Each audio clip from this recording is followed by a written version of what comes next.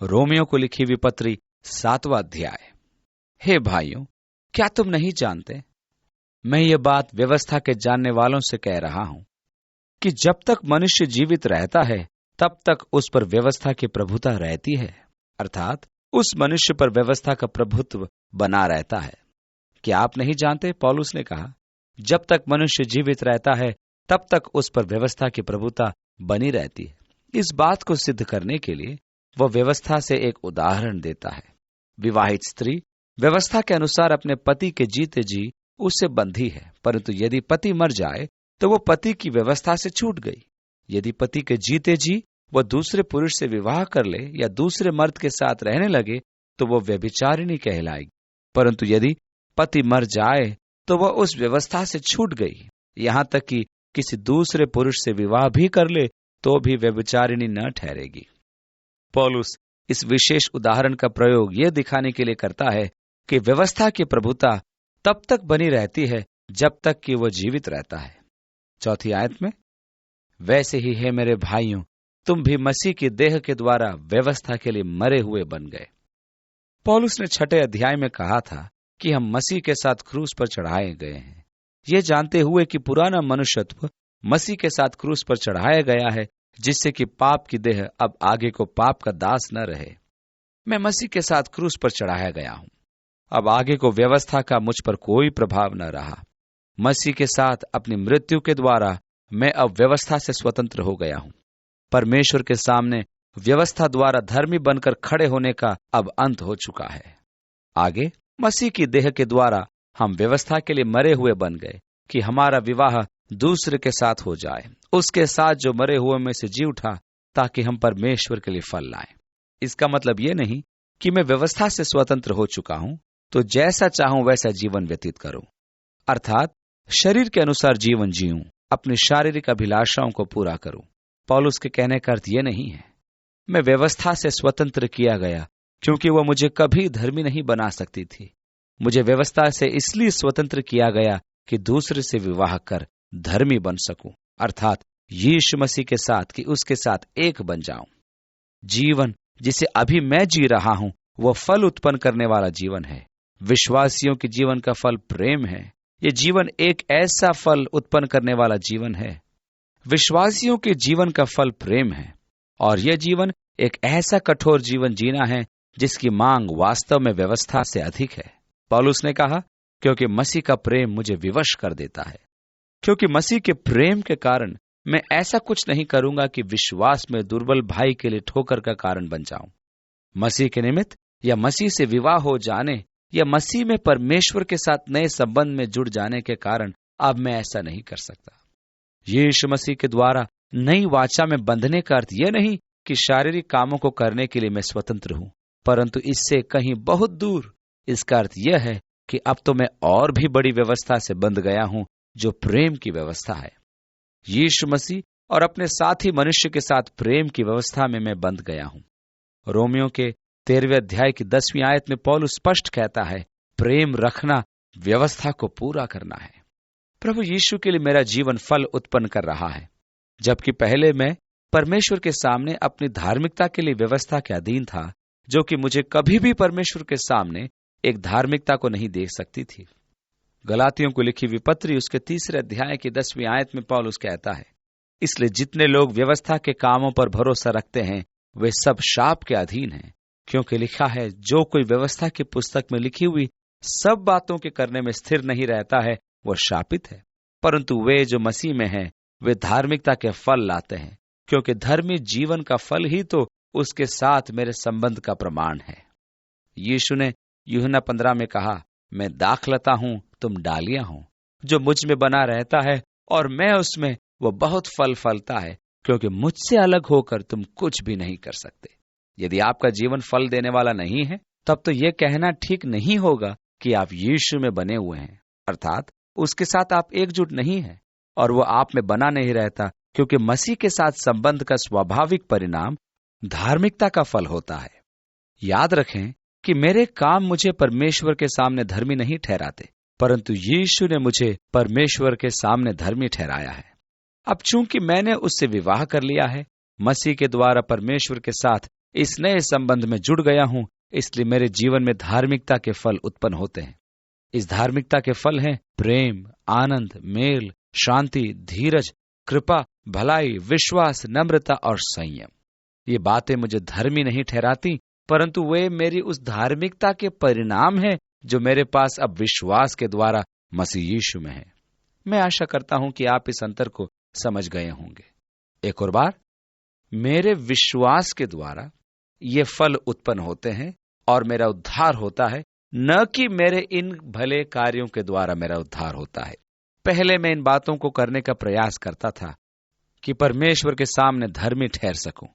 जब मैं इन बातों को करने का प्रयास करता था तो मैं संघर्ष करता था, परंतु जब मैं परमेश्वर के साथ अपने नए संबंध में आया तब व्यवस्था के लिए मृतक, परंतु मसीह यीशु के द्वारा परमेश्वर के निमित्त जीवित हूं। इन तमाम बातों को करने के लिए मैं व्यवस्था के अधीन संघर्ष का जीवन व्यतीत कर रहा था और उन बातों को करने से चूक रहा या असफल हो रहा था जिन्हें अब मैं उसमें, उसके जीवन में, उसके प्रेम में और उसके फल में बने रहने के स्वाभाविक परिणाम के स्वरूप करता हूं। 5वीं आयत, क्योंकि जब हम शारीरिक थे तो पापों की अभिलाषाएं जो व्यवस्था के द्वारा थी, मृत्यु का फल उत्पन्न करने के लिए हमारे अंगों में काम करती थी। ये सब शरीर के काम हैं। और गलातियों की लिखी हुई पत्री उसके 5वें अध्याय की 19वीं आयत से आगे पौलुस हमें बताता है कि शरीर के काम कौन कौन से हैं। वहां लिखा है, शरीर के काम तो प्रकट हैं, अर्थात व्यभिचार, गंदे काम, लुचपन, मूर्ति पूजा, टोना, बैर, झगड़ा, ईर्ष्या, क्रोध, विरोध, फूट, विधर्म, डाह, मतवालापन, लीला क्रीड़ा और इनके जैसे और काम हैं। इनके विषय में मैं तुमसे पहले से कह देता हूं, जैसे पहले कह भी चुका हूं, कि ऐसे ऐसे काम करने वाले परमेश्वर के राज्य के वारिस न होंगे। अब यह कि जब हम शरीर में थे तब हमारे पास शारीरिक जीवन के फल थे, शरीर के वे सब काम जो मृत्यु के अधीन थे।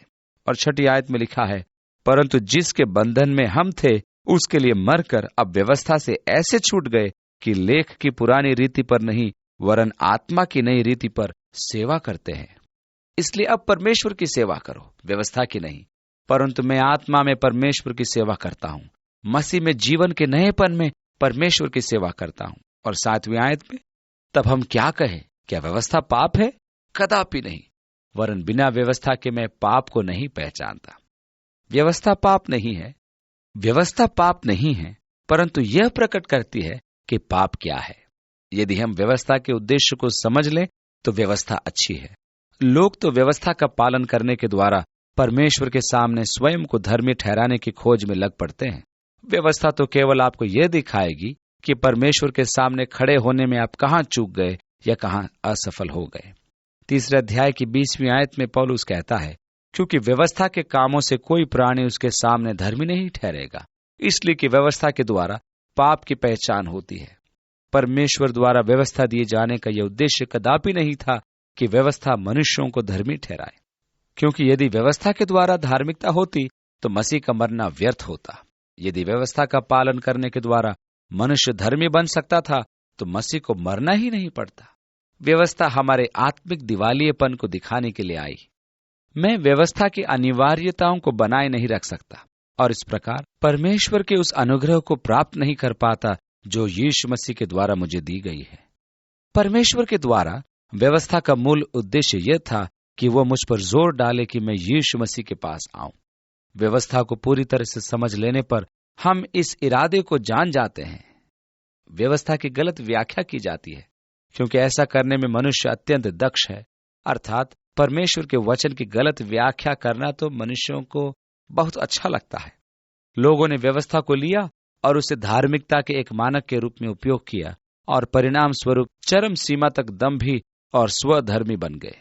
वे व्यवस्था का पालन करने में लगे रहते हैं, अर्थात धार्मिक रीति रिवाजों, अनुष्ठानों इत्यादि को पूरा करने में और अपनी परिस्थिति को अनुकूल बनाने के लिए इसको तोड़ मरोड़ कर अपनी सुविधानुसार बनाते जाते हैं। मैं व्यवस्था की व्याख्या इस प्रकार करता हूं कि मैं अत्यंत धर्मी दिखाई दूं। व्यवस्था को पवित्रता एवं धार्मिकता का मापदंड बनाएं, इसका यह अर्थ कभी नहीं था। मैं ऐसा महसूस करता हूं कि मैं आपसे अधिक धर्मी हूं, क्योंकि मैं उन बातों या कार्यों को नहीं करता जो आप करते हैं, परंतु परमेश्वर के सामने मेरी धार्मिकता मेरे व्यवस्था पालन पर आधारित नहीं होती, व्यवस्था का काम तो यह प्रकट करना था कि पाप क्या है। पौलुस ने कहा, मैं पाप को नहीं जानता था, परंतु व्यवस्था द्वारा जाना है, क्योंकि मैंने नहीं जाना था कि बुरी अभिलाषा या लालच करना क्या है, परंतु केवल यह कि व्यवस्था ने कहा था, तू लालच न करना। मैं नहीं जानता था कि किसी बात के लिए गहरी लालसा करना पाप था। एक फरीसी होने के कारण पौलुस सोचता था कि शरीर की लालसा को पूरा करना ही पाप था और लालसा को रखना नहीं। यदि आप किसी के प्रति तीव्र आकर्षण रखते हैं और उनके साथ शारीरिक संबंध स्थापित करने की तीव्र अभिलाषा रखते हैं, तब पौलुस के उस समय के सोच के अनुसार ऐसी तीव्र अभिलाषा रखना पाप नहीं था, परंतु जब आप इसे करते हैं तभी उसके लिए उस समय पाप था। अभिलाषा करने में कुछ गलती नहीं, वो ऐसा सोचता था। वह तब तक ऐसा सोचा करता था जब तक कि वह फरीसी था। लेकिन जब प्रभु यीशु मसीह उसके दिल में आया और उसने पवित्र आत्मा की सामर्थ्य से व्यवस्था को पहचाना, तब उसने ये जान लिया कि यीशु ने कहा, तुम सुन चुके हो कि कहा गया था व्यभिचार न करना, परंतु मैं तुमसे यह कहता हूं कि जो कोई किसी स्त्री पर कुदृष्टि डाले वो अपने मन में उससे व्यभिचार कर चुका। दूसरे शब्दों में यीशु इस बात की ओर इशारा कर रहा था कि व्यवस्था आत्मिक है, शारीरिक नहीं। 8वीं आयत में लिखा है, तब पाप ने अवसर पाकर आज्ञा के द्वारा मुझ में सब प्रकार का लालच उत्पन्न किया। मैंने खोजा कि मुझ में तो सब तरह की तीव्र अभिलाषाएं हैं। लालच करना जिस यूनानी शब्द का अनुवाद है उसका अर्थ है एक प्रबल इच्छा, और सामान्यतः यौन संबंधित यह शब्द उपयोग किया जाता था। अब पौलुस ने इसे तब तक नहीं जाना था कि यह गलत है या पाप है जब तक कि व्यवस्था ने न कहा, तुझ में लालच की प्रबल इच्छाएं न हो। पौलुस ने कहा, मैं बिना व्यवस्था के जीवित था, परंतु जब आज्ञा आई तो पाप जी गया और मैं मर गया। वह क्या कह रहा था? पौलुस ने सोचा था कि फरीसी होने के कारण परमेश्वर के सामने वह धर्मी है। पौलुस फिलिपियों को लिख रहा था, तब उसने वास्तव में कहा, यदि किसी को शरीर पर घमंड करने का कोई कारण हो, तब तो मैं अन्य किसी से अधिक घमंड कर सकता हूं। देखो, मैं एक यहूदी हूं, इब्रानियों का इब्रानी हूं, बिन्यामीन के गोत्र का हूं। 8वें दिन मेरा खतना हुआ। मैं एक फरीसी था और व्यवस्था की धार्मिकता के संबंध में मैं निर्दोष था। पौलुस उनमें से एक था जिनके बारे में यीशु बार बार कहता था, अर्थात जब वह फरीसियों के विषय में बात करता था। यीशु कहता था, हे शास्त्रियों और फरीसियों, तुम पर हाय। और ये पौलुस था जो तो फरीसियों का फरीसी था, जो अपना लंबा चौगा पहने यहां वहां जाया करता, सड़क के मोड़ पर अपनी प्रार्थनाएं किया करता और परमेश्वर को अपना दान देने के पहले तुर ही बजवाता था। वो पौलुस था। देखो, मैं निर्दोष हूं, पौलुस कहता है, परंतु जब मैंने जाना कि व्यवस्था आत्मिक है, जिसके विषय में यीशु मत्ती 5 के पहाड़ी उपदेश में 5 फरीसी विरोधी बातें कहता है, उसने उन्हें समझा, जाना और फरीसी के ढंग से जीना छोड़ा। फरीसी के ढंग से व्यवस्था की व्याख्या करना छोड़ा और उस ढंग से व्याख्या करने लगा जो व्यवस्था देने में परमेश्वर की थी। फरीसी तो व्यवस्था की व्याख्या शारीरिक ढंग से करते थे, परंतु परमेश्वर की व्याख्या आत्मिक थी। जब पौलुस ये जान गया कि व्यवस्था आत्मिक है और ये वास्तव में मनुष्यों के कामों से बढ़कर उनकी मनोवृत्तियों से संबंधित थी, जहां से कार्यकलापों का उदय होता है और निकलता है, तो वह अपने आप को बदल देता है। जरा 1 मिनट ठहरिए। मैंने कभी अपने भाई को लाठी नहीं मारी कि वह मर जाए, पर सच है कि मैं ऐसा करना तो चाहता था। मैं इतना पागल हो उठा था कि मैंने उसे लगभग मार ही डाला था, और अचानक से उसने जाना कि उसमें क्रोध व्याप्त है। वो क्रोधित है। वह घृणा जो वहां मौजूद थी, वो परमेश्वर की व्यवस्था का उल्लंघन था। वह तीव्र अभिलाषा उसमें विद्यमान थी जो कि परमेश्वर की व्यवस्था का उल्लंघन थी। इसलिए जब आज्ञा आई तो पाप वहां था, वह जीवित था और मैं मर गया था, क्योंकि व्यवस्था ने मुझ पर मृत्यु की दंडाज्ञा ठहराई थी।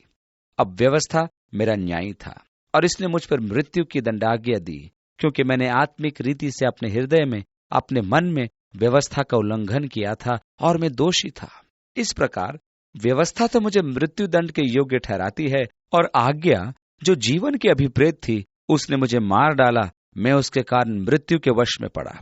व्यवस्था जिससे मैंने सोचा था कि मैं परमेश्वर के प्रति जीवित था, वास्तव में वह मृत्यु थी जिसने मुझे मृत्यु दंड पाने के योग्य ठहराया।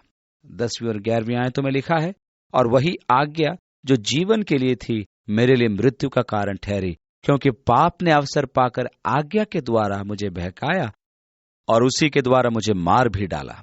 इसलिए व्यवस्था पवित्र है और आज्ञा भी ठीक है और अच्छी है।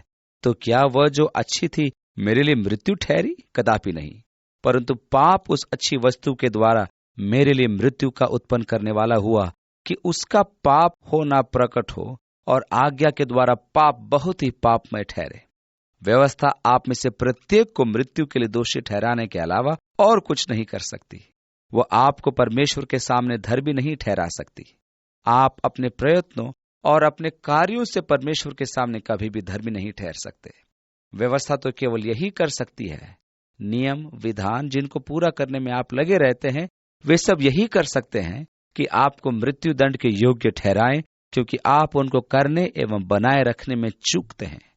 पौलुस स्वीकारता है अगली आयत में कि व्यवस्था पवित्र है, आज्ञा पवित्र है और धर्मी और भली है। आज्ञा के साथ कुछ गलत नहीं है। यदि लिखा है कि तू लालच न करना, इस आज्ञा में कुछ भी तो गलत नहीं है। तो हत्या न करना, तो चोरी न करना, आज्ञाओं के साथ आप ही बताइए क्या गलत है? कुछ भी नहीं।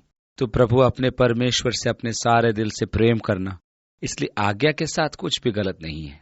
यह पवित्र है, धर्मी है और ठीक है। इसी ढंग से तो मुझे रहना चाहिए। मैं जानता हूं कि मुझे इस ढंग से रहना चाहिए। यह आज्ञा नहीं जो गलत है, पर यह तो मैं हूं जो गलती पर हूं। तो इसका अर्थ यह हुआ कि जो भला था उसी ने मुझे मार डाला। परमेश्वर न करे, परंतु यह व्यवस्था नहीं, पाप था जिसने मुझे मार डाला। व्यवस्था ने तो केवल इसकी घोषणा की। आज्ञा के साथ कुछ भी गलत नहीं है जो मुझे मृत्यु तक ले आए, क्योंकि पाप की मजदूरी मृत्यु है। जो प्राणी पाप करे वह निश्चय ही मरेगा। इसलिए पाप आज्ञाओं में नहीं परंतु मुझ में व्याप्त है।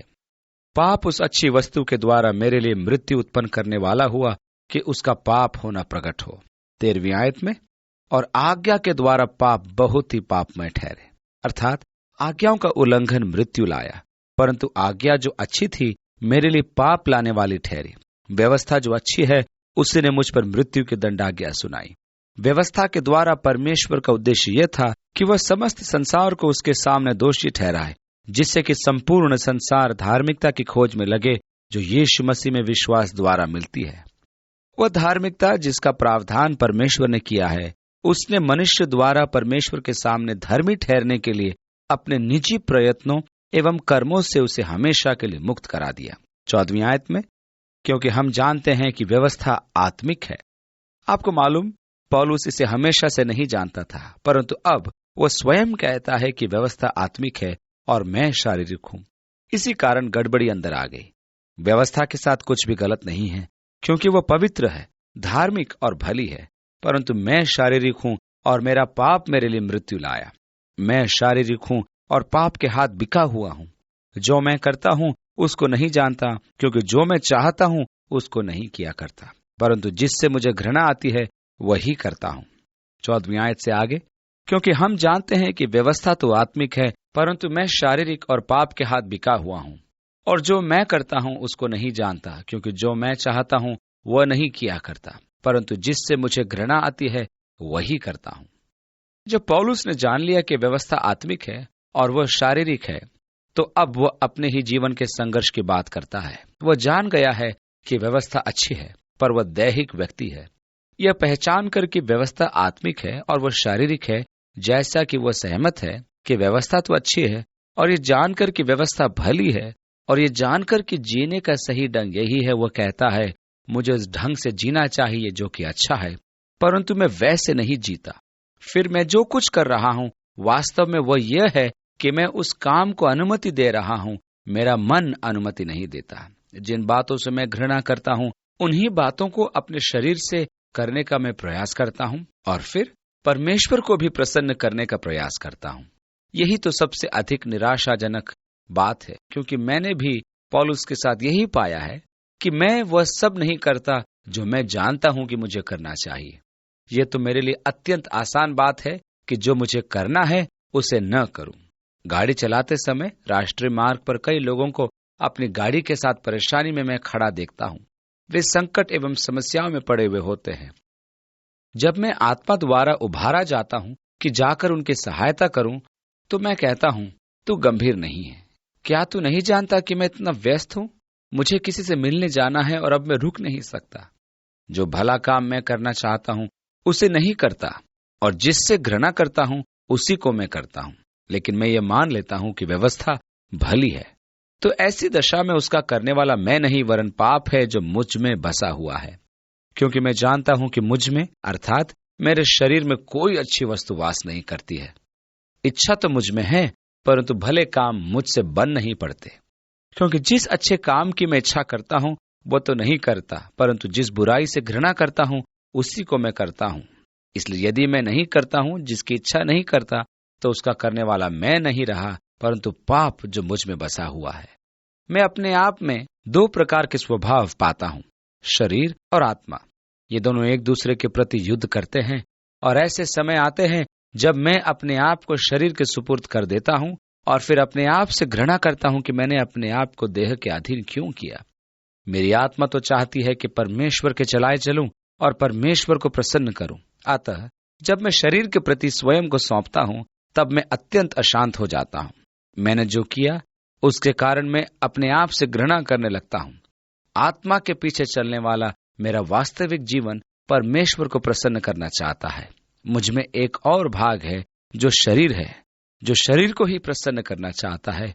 ये मेरा शारीरिक भाग है जो अक्सर मुझे ऐसी बातें के करने में अगुवाई करता है जिन्हें मैं करना नहीं चाहता। यदि आप इसी करना या न करना को गहराई में देखें तो आप पाएंगे कि मैं परमेश्वर को प्रसन्न करने के लिए जीना चाहता हूं। मैं व्यवस्था से सहमत हूं जो भली है। मैं एक धर्मी जीवन जीना चाहता हूं। मैं एक ऐसा जीवन जीना चाहता हूं जो परमेश्वर के लिए प्रसन्नता का कारण हो। अब यदि मैं इन बातों को करता हूं जिन्हें मैं करना नहीं चाहता, तो इनका करने वाला मैं नहीं परंतु पाप पूर्ण शरीर है, या वह पापपूर्ण स्वभाव जो मुझ में है। क्योंकि मैं जानता हूं कि मुझ में अच्छी वस्तु वास नहीं करती। हमारी समस्या यह है कि हम अभी तक इस पर विश्वास नहीं करते। मनुष्य के लिए ऐसा प्रतीत होता है कि वह अपने शरीर को सुधारने का प्रयास कर रहा है और शरीर को अच्छा बनाना चाहता है। मनुष्य अपने देह में कोई न कोई भलाई की खोज में लगा ही रहता है।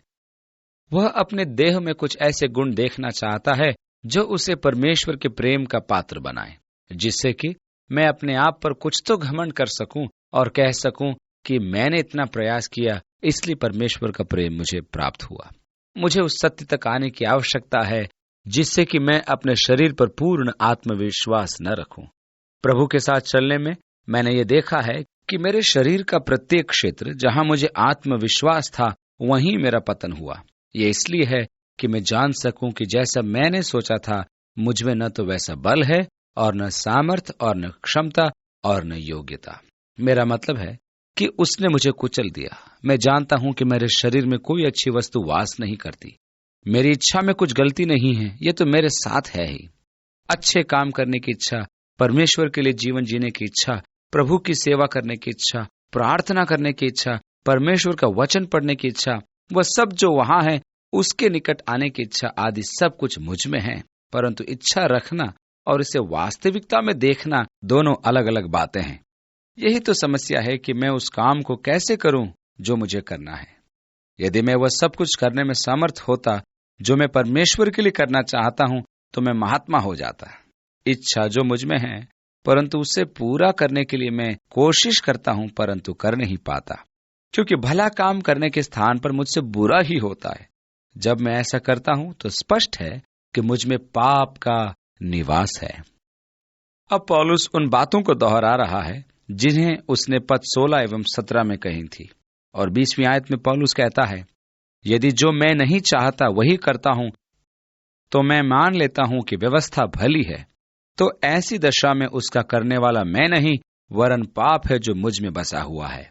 मैं परमेश्वर की व्यवस्था में प्रसन्न होता हूं।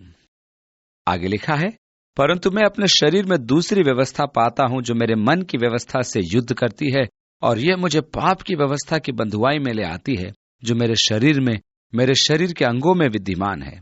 ओह, मैं कैसा अभागा मनुष्य हूं! कौन मुझे पाप की देह से छुड़ाएगा, मृत्यु की देह से। और इस प्रकार ये पौलुस की पुकार है।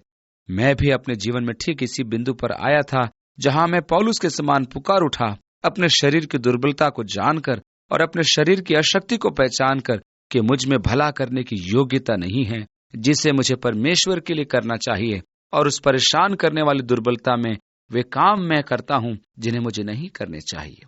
मैं निराशा के इस बिंदु पर पौलुस के साथ खड़ा हूं। ओह, मुझ जैसा अभागा मनुष्य कि अब मैं दुर्भाग्य में फंस गया। जो पहली बार मैं निराशा के बिंदु पर आया था, तब मैंने वह प्रश्न नहीं पूछा था जिसे पौलुस ने पूछा था। मैंने निराशा के बिंदु पर आकर कहा, ओह, मैं कैसा अभागा मनुष्य हूं कि मुझे इस दुखद दशा से कौन छुड़ाएगा। मैंने कई प्रयास किए। यदि मैं केवल 10 ही गिनूं, यदि मैं केवल पहले रुक जाऊं और सोचूं कि यीशु ने मेरे लिए क्या क्या किया।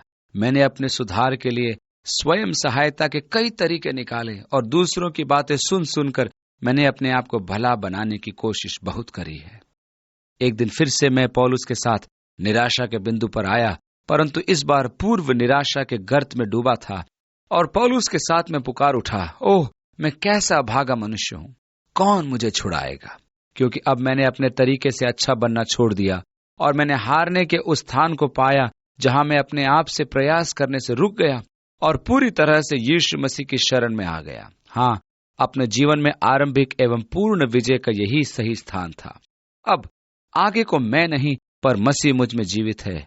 मुझे अपने अंगों में जो दूसरे प्रकार की व्यवस्था दिखाई दी थी, जो मेरी बुद्धि की व्यवस्था से लड़ती थी और मुझे पाप की व्यवस्था के बंधन में डालती थी, जो मेरे अंगों में थी, पर हमारे प्रभु यीशु मसीह का धन्यवाद हो, जिसने ठीक समय पर मुझे पाप की व्यवस्था के बंधन से छुड़ाया।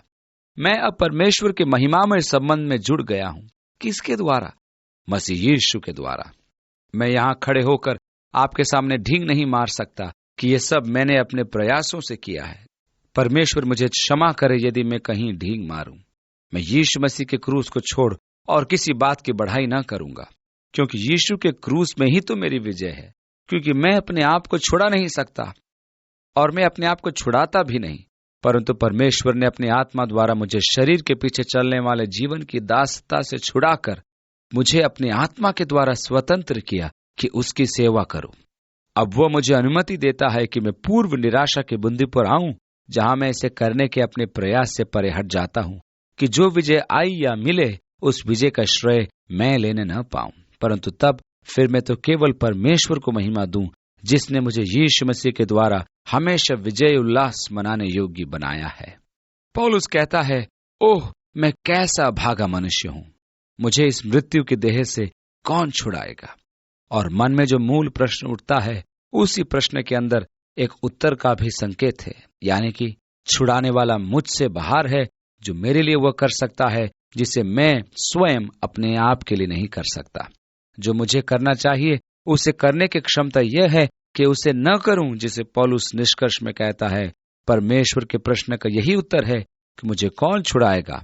और इसके लिए यीशु मसीह हमारे प्रभु के द्वारा परमेश्वर का मैं धन्यवाद करता हूं, क्योंकि उसी ने मुझे मृत्यु की इस देह से छुड़ाया। हाँ, उसी ने मुझे छुटकारा दिया और इसलिए हमारे प्रभु यीशु मसीह के द्वारा मैं परमेश्वर का धन्यवाद करता हूं।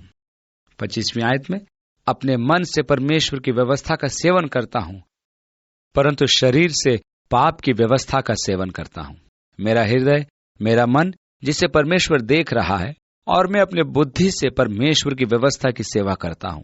हालांकि अभी भी मैं शरीर में हूं, परंतु उन पर दंड की आज्ञा नहीं जो मसीह यीशु में है, जो शरीर के अनुसार नहीं पर आत्मा के अनुसार चलते हैं। मैं यहां हूं और मैं नहीं सोचता कि मैं यहां आपके सामने खड़े होकर यह बताऊं कि मैं उस मुकाम पर पहुंच चुका हूं और अब मैं सिद्ध हो गया हूं। यदि मैं ऐसा प्रभाव जताता हूं तो परमेश्वर मेरी सहायता करे, क्योंकि मैं ठीक आपकी आंखों के सामने ये सिद्ध करने के लिए ठोकर बनूंगा कि मैं नहीं, पर परमेश्वर ऐसा करने की अनुमति मुझे देता है।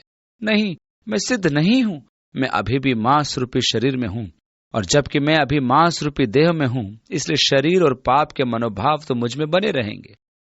परमेश्वर का धन्यवाद हो कि अब आगे को मैं उनके प्रति स्वयं को नहीं सौंपूंगा। परमेश्वर का धन्यवाद हो कि मैं उन पर विजय एवं सामर्थ को पा सकता हूं। परमेश्वर का धन्यवाद हो कि अब मेरे लिए कोई दंड की आज्ञा नहीं, क्योंकि मैं मसीह यीशु में हूं। इसका मतलब यह नहीं कि यदि वहां कोई दंडाज्ञा नहीं, इसलिए मैं जैसे चाहूं वैसे शरीर के अनुसार चलूं। इसके लिए परमेश्वर न करे कि मैं ऐसा करने की लालसा में पड़ूं। परंतु यदि मैं ठोकर खाता भी हूं तो अभी मैं मरूंगा नहीं, क्योंकि प्रभु मुझे उठ खड़ा करेगा। प्रभु मेरे मन और हृदय की रक्षा करेगा और उसे संभाले रहेगा। मैं केवल परमेश्वर को और उसकी सेवा करने की इच्छा को पाना चाहता हूं। मैं एक नए संबंध में आ चुका हूं। परमेश्वर के साथ आत्मा में यह संबंध बन चुका है, जिसे हम रोमियो के 8वें अध्याय में देखेंगे, जो वास्तव में पौलुस के 7वें अध्याय का उत्तर है। जैसा कि पौलुस अपने प्रयत्नों की निराशाजनक स्थिति में लाया गया, अब वह परमेश्वर की आत्मा द्वारा उसके जीवन में महिमामय कार्य के लिए लाया गया है, और यह विजय आत्मा के द्वारा मिलती है।